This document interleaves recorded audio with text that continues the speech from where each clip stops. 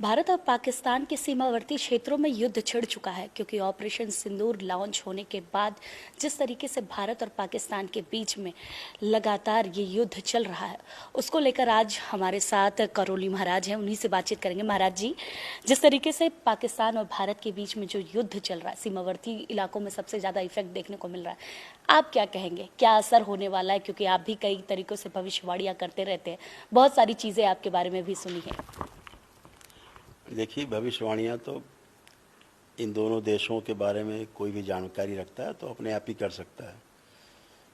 एक तरफ पूरी दैत्य स्मृतियाँ हैं, दुष्ट प्रवृत्ति के लोग हैं, अमानवीय लोग हैं, देशद्रोही लोग हैं, और उनकी हरकतें आज से नहीं, वो तो जब से देश आज़ाद हुआ है तब से हरकतें चल ही रही हैं। आज इस पूरे विश्व में भारत और पाकिस्तान के बीच में जो पीओके का जो मुद्दा है वो सभी के सामने है और सभी को पता है कि ये भारत का अभिन्न अंग है। तो निश्चित रूप से भारत की जो सिधाईपन है, जो हमारा प्राकृतिक हमारा जो व्यवहार है, वो इस तरह का है कि हम सहिष्णु हैं, झगड़ा ना हो, लड़ाई ना हो, और बहुत ही साधारण माहौल में समझौता हो करके हमको हमारा हिस्सा मिल जाए। लेकिन वो कहावत है, जो कहा जाता है कि वो ऐसे मानता नहीं, दुष्ट प्रवृत्ति का व्यक्ति मानता नहीं है। तो आज जो हो रहा है वो बहुत ही आवश्यक था, ये बहुत पहले हो जाना चाहिए था। जो हमारे देश के 25-26 जो बच्चियां विधवा हुई और धर्म पूछ के जो मारा है, ये सबसे हृदय विदारक घटना थी। इससे ज़्यादा और कुछ हो नहीं सकता था। ये निर्दोष लोगों की हत्या।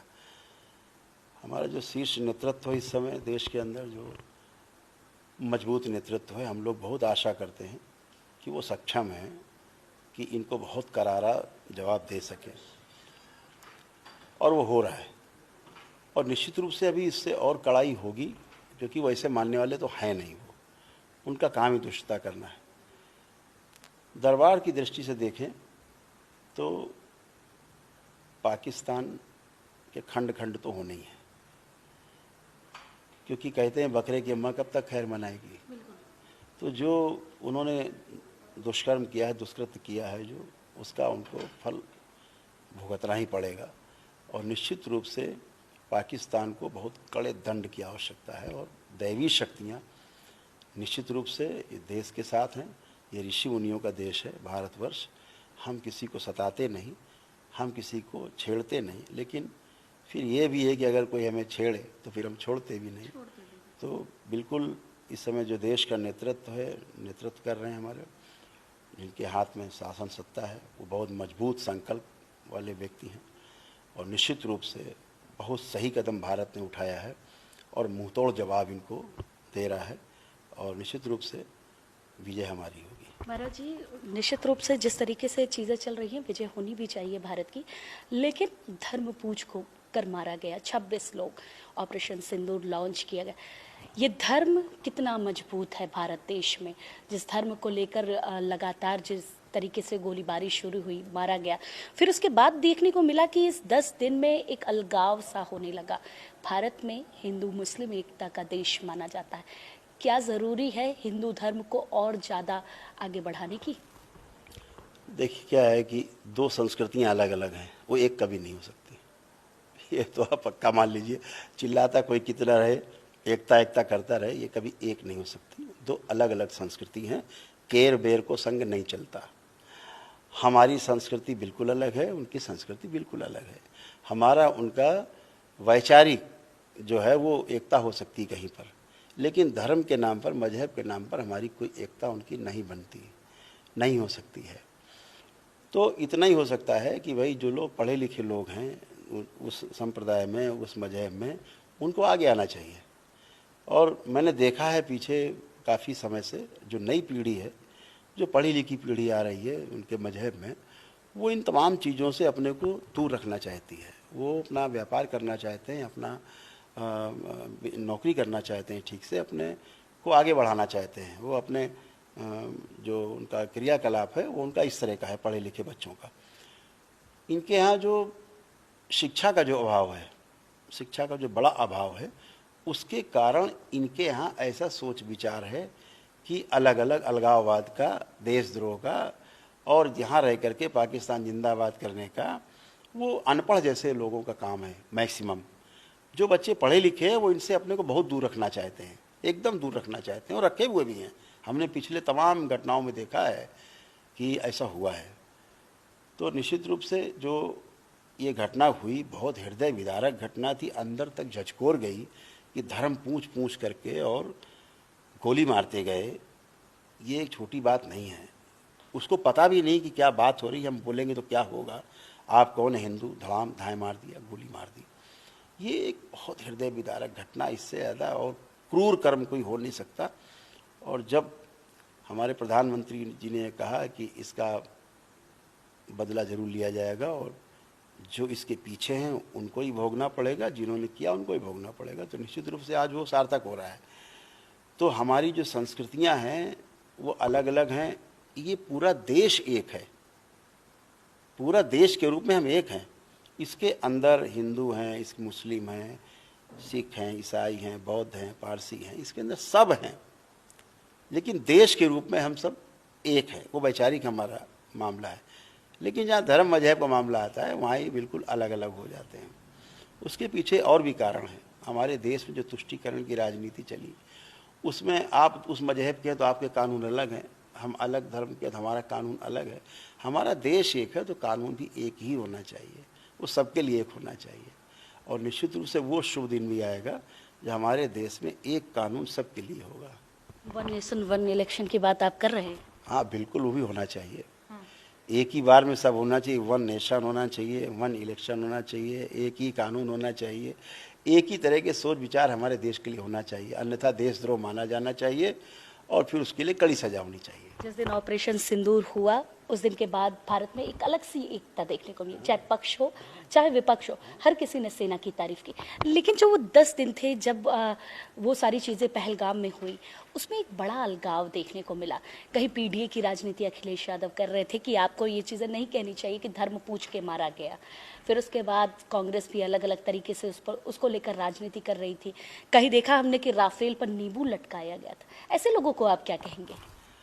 कुछ नहीं, राजनीतिक चश्मा नहीं उतार पाए वो, इसलिए ऐसा वो कर पाए, ऐसा बोल पाए, ऐसा अनुचित बात कर पाए। लेकिन जहाँ देश की बात आती, मैंने आपसे कहा ना, देश के रूप में हम सब एक हैं। तो चाहे राजनीतिक व्यक्ति हो, चाहे व्यापारी हो, चाहे क्रिमिनल हो, चाहे वो शरीफ आदमी हो, जहाँ देश का मामला आएगा, देश की अस्मिता का प्रश्न आएगा, वहाँ सब एक होंगे। और नहीं होंगे तो जनता एक कर देगी, आपको अलग थलग कर देगी। तो उन्हें एक होना ही पड़ेगा, वो चाहे चाह के करें चाहे ना चाह के करें, उन्हें देश के साथ तो खड़ा होना ही पड़ेगा। और निश्चित रूप से हम देख पाते हैं कि बहुत लोग जब सब सामान्य परिस्थितियाँ रहती हैं तो एक दूसरे की बुराई बहुत करते हैं, लेकिन हर बार देखा गया है जब देश पे संकट आता है तो सब एक हो जाते हैं। बिल्कुल एक होना भी चाहिए और निश्चित रूप से एक शुभ संकेत है। ये दबी हुई भावना है जो पीछे थी आगे आ गई है, होती सब में है। देश के प्रति भावना, देश के प्रति प्रेम सब में है, लेकिन वो पीछे रहता है बहुत लोगों में, आगे कुछ और प्राथमिकता रहती है। आज के परिप्रेक्ष्य में वो जो पीछे स्मृति थी देश प्रेम की, सब में आगे है। बिल्कुल। अच्छा, आपने एक बहुत अच्छी बात पहले कही थी कि जिसके हाथ में नेतृत्व है वो दृढ़ निश्चय वाला व्यक्ति है। प्रधानमंत्री नरेंद्र मोदी के बारे में आप क्या कहेंगे?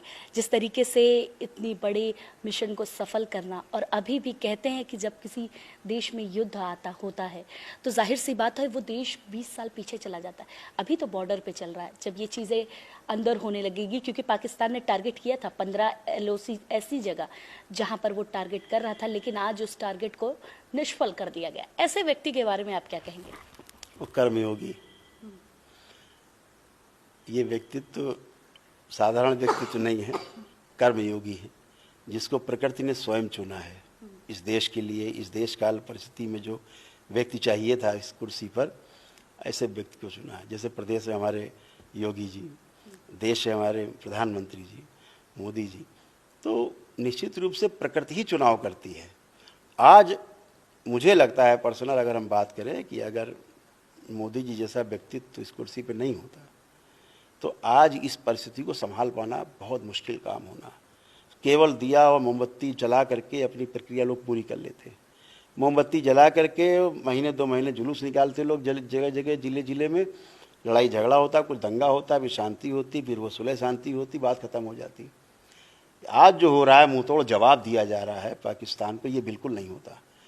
तो मोदी जी एक दृढ़ प्रतिज्ञ व्यक्ति, दृढ़ निश्चयी, अपने वचन के पक्के, देश प्रेमी और सब कुछ देश के लिए सर्वस्व न्यौछावर करने वाले प्रधानमंत्री, हम लोग धन्य हैं कि वो हमारे प्रधानमंत्री हैं। बहुत धन्य हम लोग। बिल्कुल महाराज जी आप इतना बड़ा दरबार चलाते हैं, इतनी बड़ी विषम स्थिति चल रही है भारत के साथ, जिस तरीके की चीज़ें हो रही हैं, आप क्या करने वाले हैं अब इस विषम स्थिति पर, और किस तरीके से हमारे जो जवान हैं जो लड़ रहे हैं उनके लिए क्या चीज़ें होंगी आपकी तरफ से? हम लोगों की तरफ से बहुत शुभेच्छा है, हमारे जवानों के लिए बहुत शुभेच्छा है। दरबार बहुत चीज़ों में, इस परिस्थिति में हम ज़्यादा बोलना नहीं चाहेंगे, लेकिन दरबार बहुत चीज़ों में सक्षम है और वो सब कर रहा है दरबार। वो धार्मिक अनुष्ठान और जो भी हम वैदिक प्रक्रिया कर सकते हैं अपने देश के जवानों के लिए, अपनी सेना के लिए, अपने देश के लिए, कि हमारे देश में सुख शांति रहे, उसके लिए वो हम लोग कर ही रहे हैं। उसके लिए ज़्यादा बोलना थोड़ा अनुचित होगा, क्योंकि देश की सेना का काम है और ये उसी का शौर्य है, उसकी वीरता का काम है। वो जो कर रही है देश की सेना, हम लोग उसके समर्थक हैं और हमेशा अडिग हैं, उनके लिए खड़े हैं। रक्त की भी आवश्यकता होगी तो हम लोग रक्त भी देंगे। हम लोग की जहाँ आवश्यकता होगी, सरकार इस्तेमाल करना चाहे, हम लोग उसके लिए तैयार हैं। बिल्कुल, बहुत बड़ी बात आपने कही। एक अंतिम सवाल आपसे करूंगी, क्योंकि दरबार पर लोगों का विश्वास भी है, दरबार की तरफ से भी लोग जानना चाहते हैं कि ये युद्ध कब तक चलेगा, कब शांति हो जाएगी, फिर से भारत में उस अमन चैन की तरह लोग फिर से नींद ले पाएंगे? मेरे अनुसार तो ये फाइनल हो रहा है, बहुत सेमीफाइनल हो गया, बहुत कुछ हो गया। अब ये जो समय है फाइनल खेलने का ही है।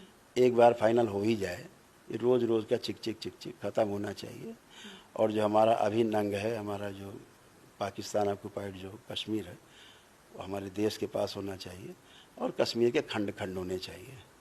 ये अब देश के एक एक बच्चे की ये मांग है कि इस मामले का फाइनल हो ही जाना चाहिए।